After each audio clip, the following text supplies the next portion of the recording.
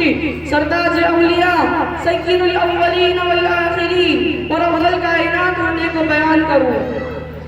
बयान करने को तो हर चीज है और बयान की भी गई है और क़यामत तक बयान की जाती रहेगी। हजरत अनस रज़ियल्लाहु अन्हु फरमाते हैं कि रसूलुल्लाह सल्लल्लाहु अलैहि वसल्लम न बहुत लंबे थे न पस्त कद बल्कि दरमियाना कद के थे, लेकिन मजमा आम में सबसे ऊंचे दिखाई देते थे।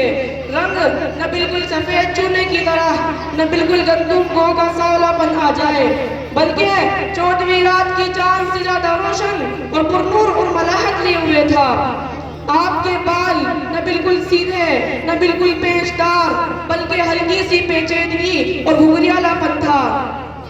40 साल की उम्र में नबूवत मिली, 13 साल मक्का मुकर्रमा में रहे, 10 साल मदीना मुनव्वरा में और 63 साल की उम्र में वफात हुई। आपकी चाल में फुर्तीलापन और जमाव था, झुककर चलने की आदत थी, सीना निकाल कर मुतकब्बिराना कभी नहीं चले, गोया सीना मुबारक चौड़ा था। आप न मोटे बदन के थे न गोल चेहरे के, अलबत्ता थोड़ी सी गोलाई आपके चेहरे अनवर में थी। जब आप किसी की तरफ मुतवज्जे होते तो सिर्फ गर्दन नहीं घुमाते बल्कि रुख भी उसी की तरफ करके पूरे बदन से उसकी तरफ हो जाते। सहाबा किराम बयान करते हैं कि हुजूर के पसीने से ज्यादा कोई चीज खुशबूदार नहीं थी और हमने आपसे ज्यादा हसीन कभी कोई चीज नहीं देखी।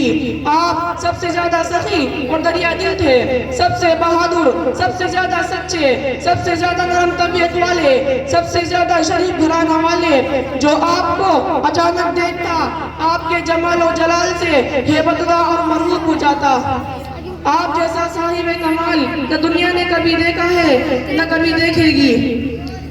फ़क़द लबिथ फ़ीकुम उमरन मिन क़ब्ली अफ़ला ताक़िलून, मैं तुम में उससे पहले एक बड़ी उम्र गुजार चुका हूँ, क्या तुम समझते नहीं।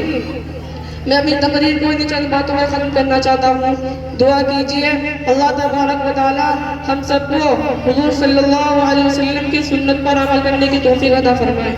हमारे माशाअल्लाह।